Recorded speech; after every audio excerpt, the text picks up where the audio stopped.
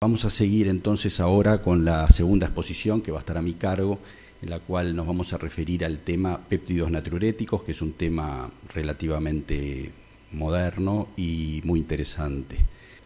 Antes de empezar con el tema propiamente dicho, solamente en un par de minutos enmarcarlo en la importancia epidemiológica que tiene el tema insuficiencia cardíaca. Como verán acá, es una gran parte de la población es portadora de insuficiencia cardíaca. Cuando nos dirigimos a los grupos añosos, de los cuales en la española particularmente tenemos muchísimos, estamos hablando que de un 10 a un 20% de la población puede ser portadora de insuficiencia cardíaca, o sea que estaríamos hablando de muchos miles de pacientes solamente para la Asociación Española. Hay un gran porcentaje con disfunción ventricular asintomáticos o que aún no han consultado, causa muy importante de ingresos urgentes, ocupa un porcentaje muy alto de camas hospitalarias y le imprime al costo sanitario global de un país una carga realmente muy importante. Este problema, que hoy es muy frecuente, cada año que pase va a ser más frecuente, porque la población se va envejeciendo y porque los adelantos en tecnología, tratamiento médico y tratamientos invasivos o con dispositivos hacen que los pacientes vivan más tiempo y por lo tanto lleguen con más frecuencia a las etapas finales de su enfermedad y por lo tanto a la etapa de la insuficiencia cardíaca. A su vez, esta entidad clínica frecuente, que va a ser cada vez más frecuente, tiene una alta morbimortalidad. La insuficiencia cardíaca en sus etapas avanzadas tiene mayor mortalidad que la mayoría de los cánceres, es generadora de limitaciones funcionales severas y de ingresos frecuentes. Es generadora de altos costos para el sistema de salud, frecuentes y prolongados ingresos a sanatorios, frecuentes y prolongados ingresos a áreas críticas y necesidad de muchos estudios, fármacos, etc. Entonces, enmarcado en esta epidemiología de la insuficiencia cardíaca que afecta a tantas miles de personas y en forma tan severa, vamos ahora sí a entrar en el tema que nos convoca hoy, que es el de los péptidos natriuréticos. Todos tenemos claro desde hace muchísimos años la función del corazón como bomba para hacer circular la sangre. Lo que no hace mucho tiempo que se sabe, no más de 30 años, y de hecho muchos de nosotros tal vez no lo tengamos totalmente claro, es que el corazón además es un órgano endocrino.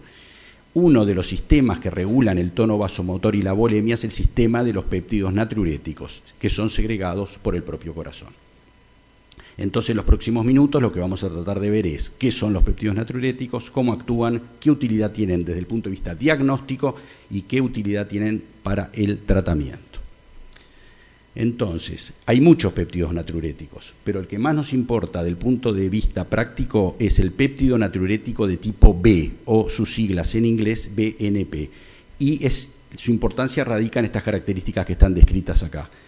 Se sintetiza solo en los ventrículos, en ninguna otra parte del organismo, por lo tanto su liberación es proporcional al volumen y a la sobrecarga de presión dentro de los ventrículos. No se almacena en gránulos, se va produciendo y liberando en una correlación estrecha con la situación del paciente. Y su vida media breve, junto con lo anterior, hace que la correlación entre el estado hemodinámico del paciente y el nivel de BNP en sangre sea muy estrecho. Tal es así que hay estudios con pacientes con catéteres o angas implantados en los cuales se mide hora por hora PCP y BNP y hay una correlación muy estrecha.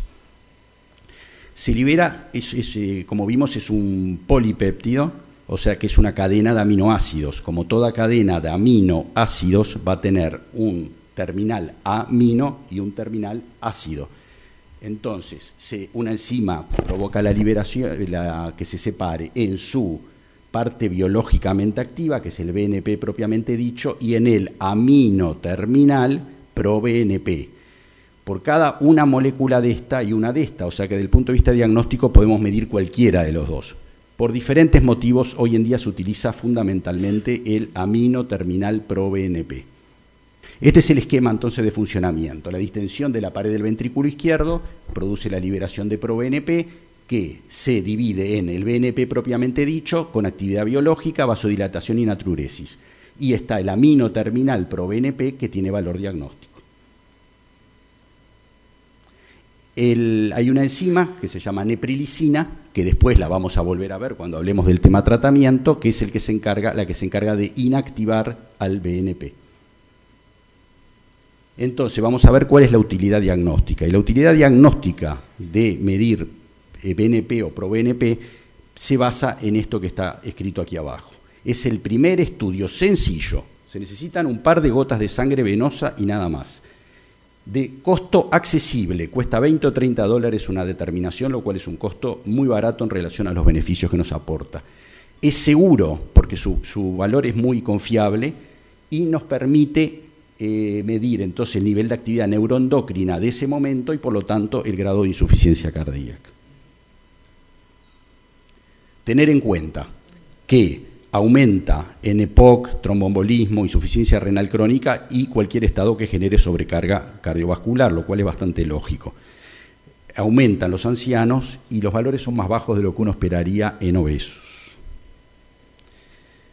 Hay que tener en cuenta la proporción entre el valor y la clínica. Si un paciente tiene una disnea invalidante y los péptidos natriuréticos le dan levemente aumentados, entonces ese paciente podrá tener un poquito de insuficiencia cardíaca, pero seguramente tiene algo más, porque un valor un poco elevado no va a justificar que el paciente tenga tantas limitaciones. Entonces, por supuesto que siempre hay que correlacionar con la clínica. Y tener en cuenta que los valores bajos descartan insuficiencia cardíaca, mientras que los valores altos no necesariamente la confirman. Siempre hay que unirlo con la situación clínica del paciente. Entonces, en la emergencia, todos los que estamos aquí o hicimos o tal vez hagan emergencia y todos los días vienen pacientes con insuficiencia respiratoria o con mucha disnea que no nos queda claro cuál es el motivo, puede ser multifactorial, puede predominar algún otro elemento. Y entonces, en esos pacientes, si uno le hace una dosificación de BNP y es bajo, descarta la insuficiencia cardíaca con un valor predictivo negativo muy alto. Y si será importante en la emergencia que con un estudio rápido, barato, con un par de gotitas de sangre, uno pueda llegar a una conclusión de esas y enseguida orientarse hacia otros diagnósticos. Por otro lado, si da muy elevado, valores realmente muy elevados, hay alta chance de que sí la insuficiencia cardíaca esté jugando ahí un rol y entonces ya empezamos con el tratamiento rápidamente antes de tener ningún otro estudio ni ninguna otra cosa. Y los valores moderadamente elevados, como siempre, hay que integrarlos con el resto de los datos clínicos que tenemos del paciente.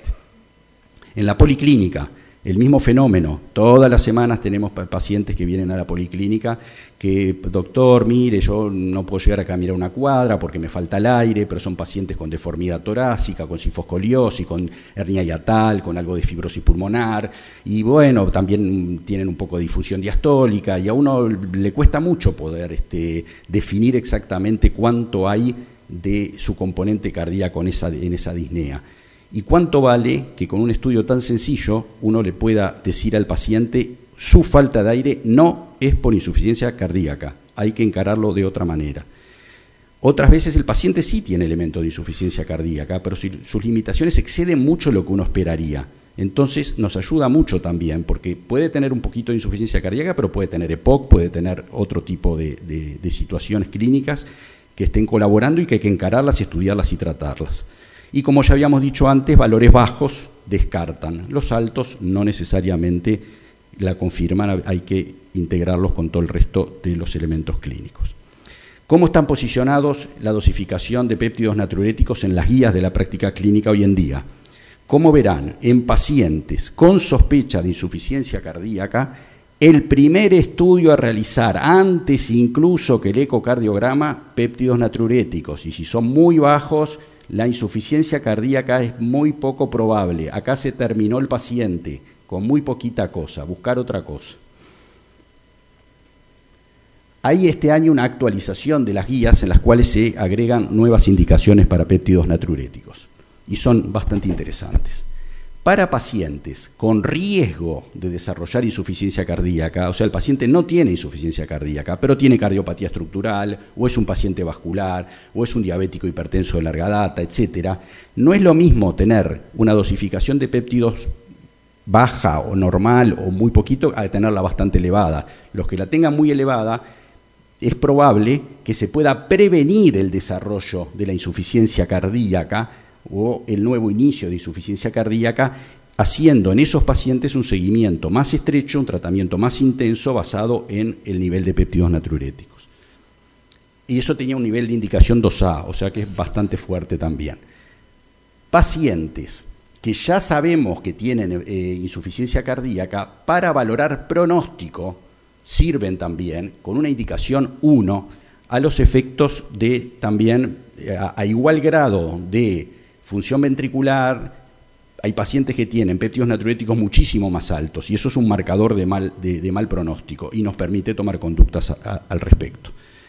A su vez, en el paciente que ya se decidió su admisión al hospital, es lo mismo. Los pacientes que tengan muy elevados los péptidos natriuréticos tienen peor pronóstico. Y eso también puede tener utilidad, porque tal vez un paciente que tenga muy elevados los niveles de péptidos natriuréticos no deban ir a una sala de medicina, probablemente deban ir derecho a una unidad cardiológica donde se les haga un seguimiento y un tratamiento más intenso y más estrecho porque tienen peor pronóstico y también tiene una indicación 1A. Y por último, en esos que al ingresar les medimos el nivel de péptidos natriuréticos, llegado el momento que decidimos darle el alta, si no tuvieron un descenso muy significativo, mayor del 30% en el nivel de péptidos natriuréticos, tienen un significativo mayor riesgo de reingreso. Por lo tanto, o lo dejas un poco más, o si le das el alta, sabe que ese paciente tiene más riesgo. Por lo tanto, hay que darle el alta para que rápidamente vaya o a una unidad de insuficiencia cardíaca o a algún lugar donde le puedan hacer un seguimiento rápido, estrecho y un tratamiento intenso, porque ese paciente tiene más riesgo. Esto simplemente para mostrar la clara correlación que hay entre la clase funcional de los pacientes y el nivel de péptidos natriuréticos. Y entonces ahora vamos a pasar a una nueva puerta que se abrió en el tratamiento de la insuficiencia cardíaca basado en el tema péptidos natriuréticos, porque desde el estudio Rales para acá, o sea, desde el uso de la espironolactona, no había nada novedoso en el tema de tratamiento de la insuficiencia cardíaca. Este es el circuito perverso de la insuficiencia cardíaca, que ya todos conocemos. Algún tipo de injuria provoca daño en el corazón que lleva a la insuficiencia cardíaca y el organismo activa los ejes reguladores neurohormonales, fundamentalmente el sistema nervioso autónomo y el sistema renina, angiotensina, aldosterona, como forma de mantener el gasto cardíaco a través de taquicardia, vasoconstricción, retención de agua y sodio, etc. Y lo logra, mantiene el gasto, pero tiene un precio, más injuria. Entonces tenemos más injuria cardíaca, más insuficiencia cardíaca, más activación y el circuito perverso que lleva al deterioro del paciente y finalmente a la muerte. Hasta ahora, todos los tratamientos que tenemos para mejorar el pronóstico de la insuficiencia cardíaca se basan en antagonizar la activación neurohormonal, en actuar fundamentalmente en el sistema renina, angiotensina, aldosterona, inhibiéndolo o en el sistema nervioso autónomo. Ahora, dentro de este mismo circuito perverso que vimos recién, también vimos que los péptidos natriuréticos están muy elevados. Pero hay una diferencia con la otra activación neurohormonal, y es que los péptidos natriuréticos tienen un efecto beneficioso en el paciente con insuficiencia cardíaca, pues producen vasodilatación y natriuresis. Entonces surge el planteo, a partir de este razonamiento, ¿qué pasa si además de inhibir lo perjudicial, que es lo que venimos haciendo hasta ahora, podemos estimular lo beneficioso? ¿Qué pasa si administramos BNP, que es una molécula con efectos beneficiosos en los pacientes con insuficiencia cardíaca? Y bueno, se probó. El nesiritide es BNP para administración intravenosa. Como vimos, el BNP es una proteína, es un polipéptido. Por boca no se puede dar, porque las proteínas por boca se digieren, hay que darlo intravenoso. Entonces hizo este estudio, el ASCENT, que se testió nesiritide intravenoso versus nitroglicerina intravenosa durante los primeros días del ingreso y se vio a 30 días qué es lo que pasaba. En realidad los pacientes con nesiritide evolucionaron bien, pero no mejor que con nitroglicerina. Entonces una droga extremadamente cara, que solamente se puede dar por uso intravenoso, no se puede utilizar en forma crónica, los efectos no fueron mejores que la de nitroglicerina, que es muy barata, se abandonó. Ahora, para aumentar los niveles circulantes de BNP, además de administrarlo, lo que se puede hacer es inhibir su inactivación. O sea, como vimos antes, la neprilicina es la que inactiva el BNP. Podría ser interesante dar una droga que inhiba la neprilicina y de esa manera van a aumentar los niveles endógenos de BNP. La primera que se probó en este sentido se llamaba omapratilat, que además de inhibir la nepricilina, inhibe a la ECA y a la aminopeptidasa P. Y bueno, resumiendo los resultados versus enalapril, fueron buenos los resultados, pero también no fueron mejores que los del enalapril. Y dio incluso un poco más de tos y angioedema vinculado al aumento de la bradiquinina por inhibir la aminopeptidasa P, o sea que también se abandonó. Y finalmente surge el sacubitril, que solamente inhibe la neprilicina, no inhibiendo las otras.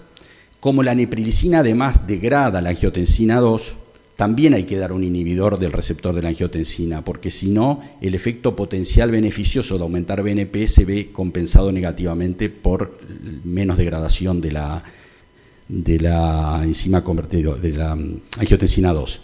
Entonces se utilizó el sacubitril combinado con un ARA2 como el sacubitril. Se podría haber usado cualquier ARA2, lo que pasa es que el sacubitril lo desarrolló Novartis y Novartis tiene su ARA2 que es el valsartán, y por eso utilizó la combinación sacubitril-valsartán para probar los resultados. Y entonces diseñó el estudio Paradigm-HF, que es un estudio multicéntrico hecho con muchos pacientes, aleatorio, doble ciego, con un buen diseño, en lo cual se incluyeron pacientes con insuficiencia cardíaca con función disminuida, FEBI menor de 40, sintomáticos, clase funcional 2, 3 o 4, y entonces se aleatorizaron a la combinación sacubitril-valsartán, no contra placebo, sino contra enalapril, que es la droga que hasta ahora tiene más evidencia en numerosos estudios en su beneficio en la insuficiencia cardíaca. El objetivo primario del estudio, muerte de causa cardiovascular u hospitalizaciones por insuficiencia cardíaca, y el estudio se debió suspender prematuramente porque los resultados fueron muy buenos y en un plazo relativamente breve de 27 meses ya había una reducción muy significativa del objetivo final primario del 21%. Y es interesante destacar porque a veces cuando los objetivos primarios son combinación de dos cosas, a veces no mejoran la mortalidad, pero mejora mucho lo otro. Pero en este caso mejoró parejo las dos cosas, o sea, hubo un efecto de disminución significa tanto mortalidad como en ingresos por insuficiencia cardíaca. Las precauciones para la utilización de esta combinación de fármacos en los pacientes con insuficiencia renal por el valsartán, no por la droga nueva, estamos acostumbrados a lidiar con esto todos los días, y sí producen un poco más de hipotensión de lo habitual, y por lo tanto hay que tener las precauciones de iniciarlo en pacientes que no estén hipovolémicos, iniciarlos con dosis bajas. El protocolo acá lo iniciaba con 50 miligramos cada 12, se puede probar empezar con una dosis de 50 miligramos, esperar una semana, si el efecto es bueno le damos la segunda dosis de 50 miligramos y si el paciente lo tolera, la dosis objetivo final es 200 cada 12. Y en todas las guías de insuficiencia cardíaca actuales está considerado para pacientes que se mantienen sintomáticos con tratamiento completo, clase 1, la combinación valsartán-sacubitril. Conclusiones entonces de todo lo que vimos. La insuficiencia cardíaca es una entidad clínica muy frecuente, con alta morbimortalidad, generadora de altos costos sanitarios. Cualquier conducta o procedimiento que mejore nuestra precisión diagnóstica o mejore su pronóstico va a generar un número muy grande de beneficios clínicos en cuanto a mortalidad y calidad de vida de nuestros pacientes. Cualquier conducta o procedimiento que disminuya el índice de ingresos hospitalarios va a generar una disminución muy importante de los costos sanitarios. Los péptidos natriuréticos, en especial hoy en día, que el más que se usa es el amino terminal pro-BNP, han abierto una ventana diagnóstica muy relevante con una ecuación costo-beneficio muy favorable. Hay que familiarizarse con su correcto uso, pues de una manera u otra todos los médicos, en especial los cardiólogos, lo vamos a terminar usando, ya sea en la emergencia, en la policlínica o en la sala de internación. El BNP, al producir vasodilatación y natriuresis, tiene un efecto beneficioso en los pacientes con insuficiencia cardíaca. El aumento de los niveles circulantes de BNP inhibiendo la neprilicina han demostrado un beneficio significativo tanto en sobrevida como en disminución de los ingresos por insuficiencia cardíaca. Y la combinación sacubitril-valsartán es la primera, esperemos que vayan surgiendo otras más accesibles, más baratas, mejores en el futuro, que ha abierto una nueva estrategia para actuar en este grupo complejo de pacientes. Gracias.